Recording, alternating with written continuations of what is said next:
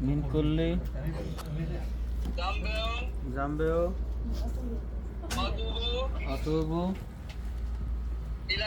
إليه لا حول ولا قوة إلا بالله إلا بالله العلي العظيم العلي العظيم لا إله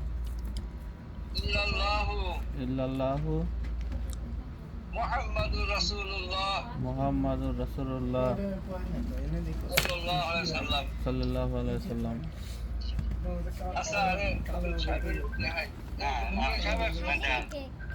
আলহামদুলিল্লাহ কবুল।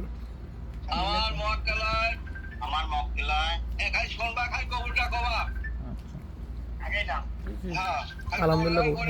কবুল করা যশাই নিবাসী মোহাম্মদ জালাল বিশ্বাসের কন্যা